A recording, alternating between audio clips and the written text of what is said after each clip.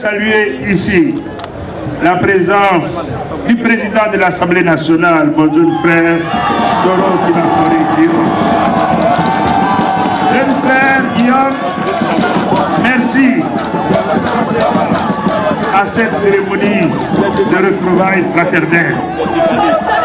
Ta présence est appréciée par tous les frères du Grand Nord, car comme je l'ai dit, c'est une rencontre de famille. Ta présence est aussi appréciée parce que tu es le président de l'Assemblée nationale de Côte d'Ivoire. Cette institution majeure dans le dispositif de gouvernance politique et institutionnelle de la Côte d'Ivoire. En décidant de te confier la présidence de l'Assemblée nationale et à moi la primature, notre aîné, son Excellence, Monsieur le Président Alassane Ouattara, attend de nous que nous travaillions dans une grande complémentarité à la mise en œuvre de ces orientations institutionnelles et de développement pour notre pays. Oui, c'est ça qu'il attend. Le ministre d'État Aoussou Kouadio, qui est accompagné d'une forte délégation de chefs paliers. Oui, c'est une autre expression du caractère national de cet hommage au président de la République et qui témoigne encore une fois du pacte qui nous lie. Je n'en dirai pas plus, tout le monde comprend. Aoussou, merci pour ta présence ici. Je voudrais également saluer dans l'air chaleureux cet autre frère du Ouagadougou, le ministre d'État Ahmed Bakayoko, ministre de l'Intérieur et de la Sécurité. Cher frère, monsieur le ministre d'État, nul n'est besoin de revenir sur les liens séculaires qui lient de régions, de deux peuples et cette alliance qui est connue de tous. Je voudrais te remercier solennellement et remercier tous les Roma, tous les Koya, tous les Maoka pour leur mobilisation et leur participation à la prière hier, le vendredi, à la grande mosquée de Korogo, sous l'œil bienveillant et sous le contrôle du Tchomba, Monomo, le ministre Amadou Soumaoro, secrétaire général par intérim Pierre Terre.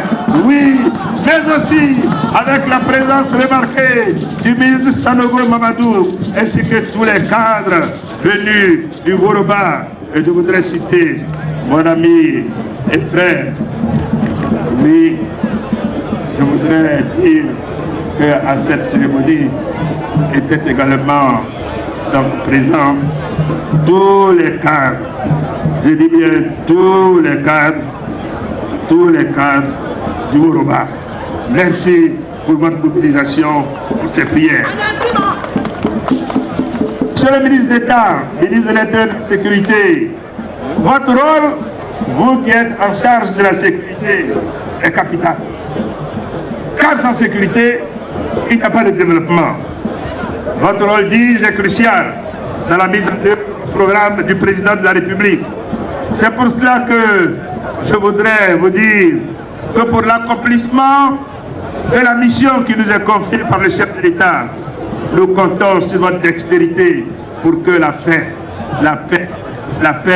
et la sécurité règnent en Côte d'Ivoire. Et pour cela, je vous invite à vous rapprocher de votre frère Guillaume Kinafori Soro, qui a été ministre de la Défense de la République de Côte d'Ivoire pour que la paix soit retrouvée dans notre pays.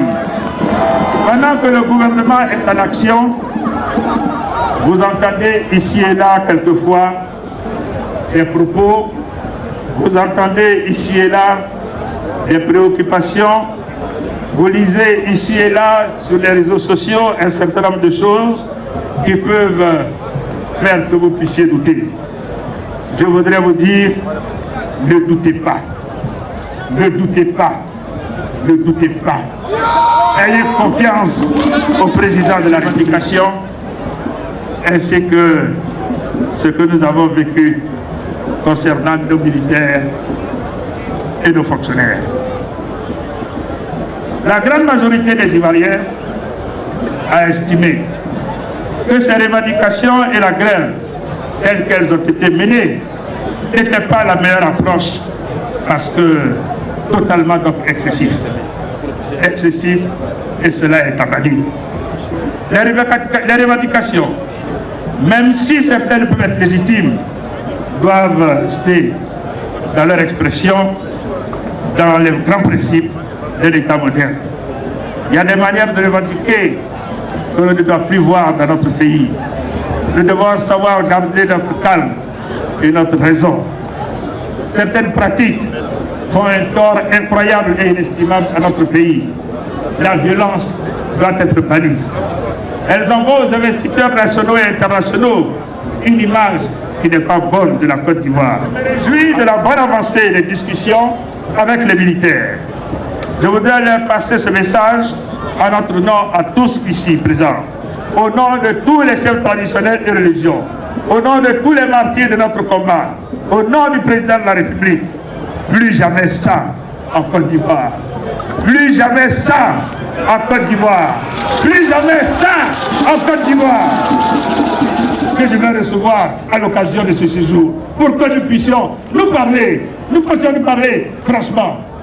Il y a des choses qu'il ne faut plus faire dans ce pays. Il ne faut plus le faire. Je voudrais assurer toutes les forces de défense et de sécurité que le président de la République travaille à l'amélioration de leurs conditions de vie et de travail, ainsi qu'à la construction d'une véritable armée républicaine. Nous sommes sortis de cette crise militaire grâce au leadership du président Ouattara. Pour les fonctionnaires, je les ai reçus la semaine dernière et nous sommes convenus d'entamer un dialogue en vue d'une trêve sociale.